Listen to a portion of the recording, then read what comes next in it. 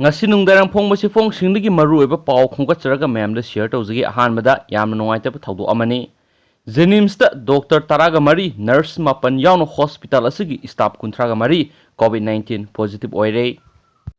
Manipur Sarkar na run tawba khwaidagi chawba hospital ama oiriba Porompat lairiba Jawaharlal Nehru Institute of Medical Science JNIMS hospital da frontline warrior oina COVID-19 laisa thengnanaba honariba doctor nurse amadi atai hospital gi mari lainaba staff kya COVID-19 positive oire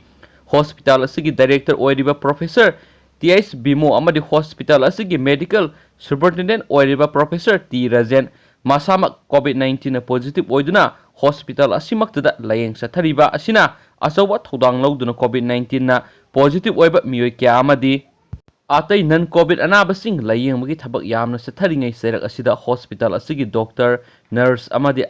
atai mari lainaba staff kya COVID-19 positive oirakpa asida hospital asina ana layeng gi thabak sathanaba honabada yamna chauna apanba oire haidi pausi asina phangba pawgi matung inadi hospital asigi surgery department dagi Dr. Taraga Mari ngasi phawbada COVID-19 positive oire positive oiraba doctor sing asigi manungda associate professor ama assistant professor ama junior resident JR ahum suba sahigi PGT ama ahanba sahigi PGT ahum intern Dr. Mangani Dr. Singh asi hauji hospital asigi COVID wata ana layengi thabak sathari amaromda hospital asigi nurse mapan amasu COVID-19 positive oire hospital asigi technician singi manungda x-ray technician ama ward assistant ahum EGC technician amani OT technician anini masigi mathakta hospital asigi staff sister oiriba amagi masanupa ama hospital asigi staff ki imung manungi miyoi ahum amasu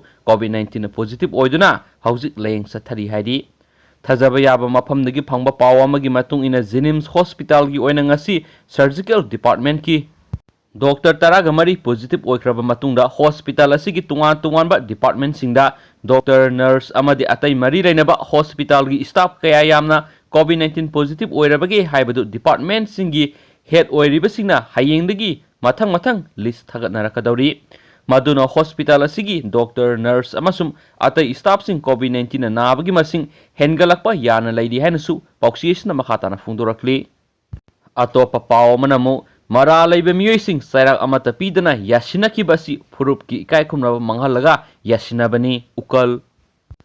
handak laimakong singmangda laiba ima kaunu lairemigi sanglenda khut thaduna umang lai lasariba punamaki ikai khumnabada singnakiba thawong adugi matangda yasinaba purakpa asi taramna oi adubo masi tungkoiba warosinate mara laiba miyoising ain yoiba sairak amata pidana yasinaba bisi purupki ikai khumnaba mangalaga yasinabani haina umang lai kanba apun malup ukalna hairi ukalna press ta tholakpa sirol asina makha taribadi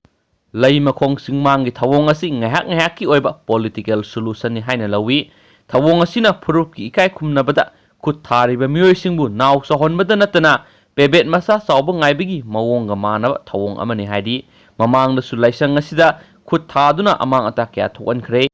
madudasu masagita yengba mipangda ama anina jingkha ama ani mana silalaga yasinakhre handak sulai mikau thagon baka haijinduna maram sadaba mari lainadaba wafam pusinduna mantiknaraga yasinagadawri mathangna kari oijaba kanaba lawraga yasinadawri thawong asi phurupki ikai khumnaba mantiknabani haina ukalna lawi haidi serol sina hai lamdam sigi maru oiba mangba yadaba laifam sing asida tholakliba sayenaba sing asi matam pumbagi oiba waroi sinama puraknaba ukalna sakar asida memorandum ama pisinkhre memorandum aduda palliba wafam singdi lamdam sigi mafam punamakta lairiba umang lai laifam singi khubam sing barat lenga ki sana pathap ki matungina lenga asina akanaba miyeng sangbiduna ngakpi sinbinaba thorang pekhat piyu tongan ma mafam singda lairiba umang lai laifam sing khubam singa sagonariba lamgi pak chawbaga loinana laifam khubam sing adu taba lambiga loinana sanaba lo amagi matung ina protection tobiyu memorandum aduda makhatana palibadi laifam khubam natraga laisangda amang ata thokanba communal oiba miyoi sing khudak ta phaduna ain goiba serak piyu lamdam sigi laisemlon amadi puwari gi natragana sinmi lon gi mari lainaba mafam singi maming manghanduna nauna maming thonjinba khudaktagi thingbiyu haibasini hainasu pausi asina makhatana phungdorakli loisilakpa oina atopa maru oiba pau khara namu hairangoi thongda yum ama mai sakre thagatningai oiraba pau amani ngasi ayuk pung 3:10 rom taba matamda singjamai police station gi manungsena hairangoi thong jaganat achauba lerekta leiba laimayu memchaubi devi gi yum ama mai sakraba yum masi makhada sekna saraga mathakta una sabane mai horakpa si yum masi gi una saba yum gi sarukta gas leak oibadagi khanghaudana mai chaklakhibane mai sakpagi pawpiduna manipur fire service ki timna ayuk pung 3:30 da yamna khonglai thuna thungladuna mai kanbagi thabak sathabada yamna sauna amang ata tholangadabadagi kanma ngamhore hairi mai sakraba yum masi laimayu memchobigi masanupi ahum mathak makhada leibane yum madu mai sak matamda awangda leiba miyoi singi yum ani maina saklam gadabadagi fire service ki kangbuna matam sana kanba ngamhore hairi laikai gi miyamna press ta phongdorakpagi matung inadi manipur fire service ki kangbuna mafam matam sana laktuna mai kanmagi thabak sathakiba adugi damakta thagatpa phongdorakli haina su pauksisna makhatarakli atopa paw manamo court na misel oire haina lakthokre special court NDNPS FTC manipur na kaibi mayai laikai PS sagol mang Imphal East district ta leiba khoisna